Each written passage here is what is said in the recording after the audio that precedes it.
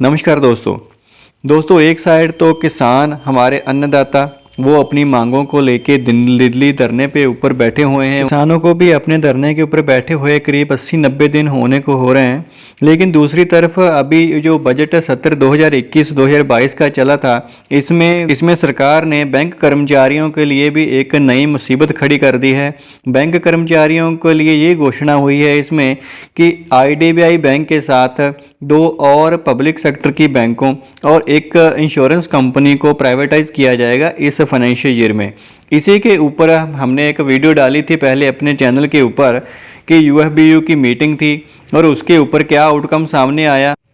9 फरवरी 2021 की जो मीटिंग हुई थी हैदराबाद में, इसमें यूनियन ने UFBU ने ये लिया फैसला कि 2 दिन की स्ट्राइक की जाएगी मार्च में। 15 और 16 मार्च 2021 को 2 दिन की स्ट्राइक होगी ऑल ओवर इंडिया। उसके ऊपर 2 यूनियन AIBEA एंड AIBOA ने अपने सर्कुलर जारी करके अपने कॉमरेड्स को इस स्ट्राइक के रिगार्डिंग सूचना दी और अपना एजेंडा पेश किया कि कैसे कैसे हम इसके बारे में धरना प्रदर्शन करेंगे ऑल ओवर इंडिया में। तो उसके सर्कुलर हम आपको दिखाना चाहते हैं अपनी स्क्रीन के ऊपर। इससे पहले दोस्तों, अगर आप हमारे चैनल पे नए हैं तो काइंडली हमारे चैनल को सब्सक्राइब करना मत भूलिएगा and also press the bell icon. दोस्तों 9 फरवरी 2021 को जो UFBU की मीटिंग हुई थी उसमें स्ट्राइक का नोटिस लिया गया।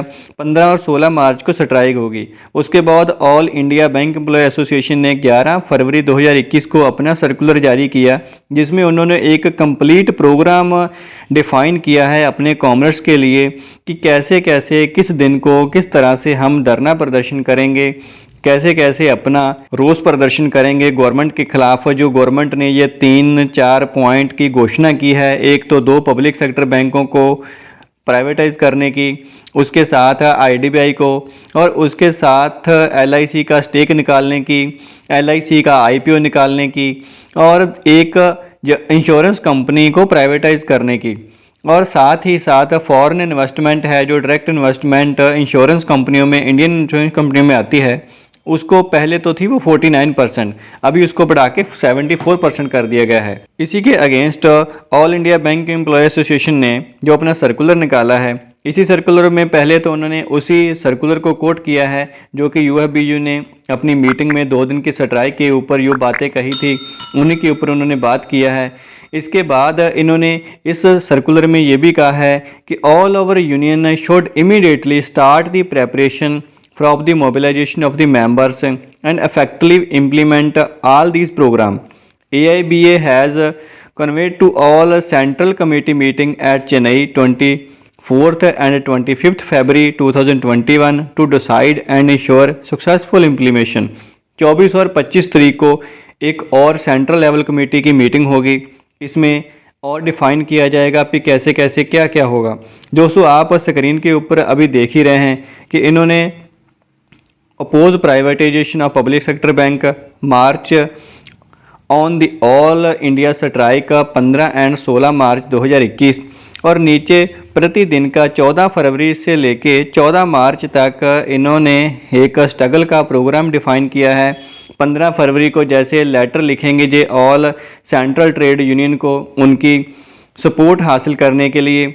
16 तारीख को ये पॉलिटिकल पार्टियों को लेटर लिखेंगे 16 फरवरी को, फिर उनकी भी सपोर्ट इनको मिल जाए।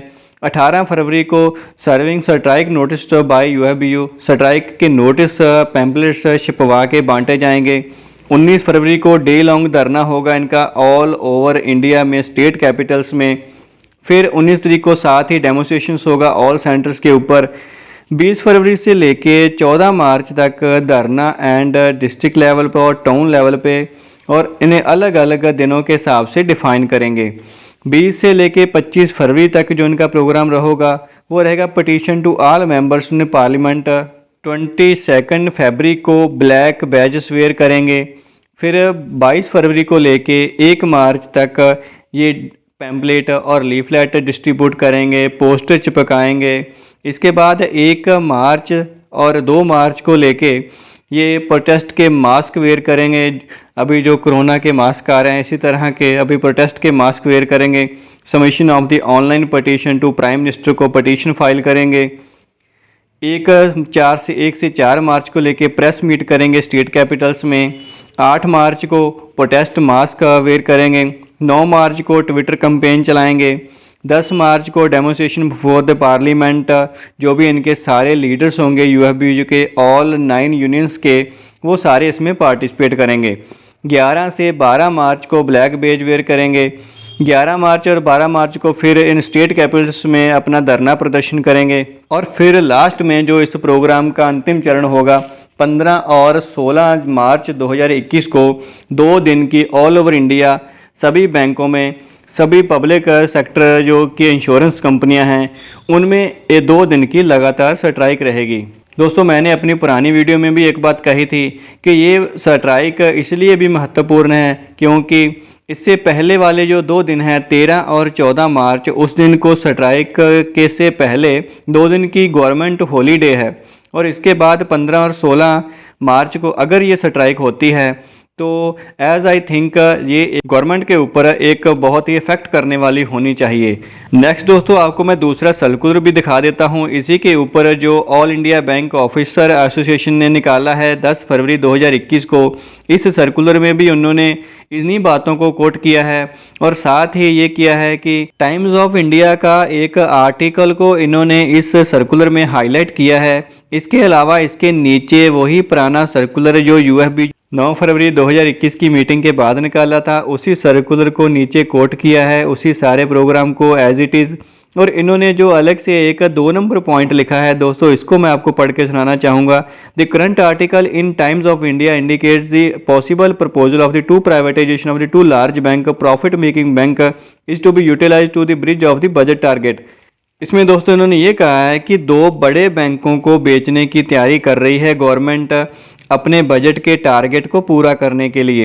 Any attempt to dismantle the public sector bank and undertaking need to be fought by all of us the youngster job security would be a distance dream. इसमें तो दोस्तों ने ये कहा है कि बड़े बैंकों को जो प्रॉफिट मेकिंग बैंकिंग है, जैसे कि हम पीएनबी और ओबीसी या बैंक ऑफ बड़ौदा, ये बड़े बैंक हैं क्योंकि इन्होंने इनमें से पहले से ही कुछ बैंकों को मर्ज करके इनको पहले से और बड़ा कर दिया है, इनको बेचने की तैयारी कर रही है। इनडायरेक्टली इस लाइनों का यही मतलब है कि इसके साथ ही ये बजट का जो टारगेट पूरा करेंगे।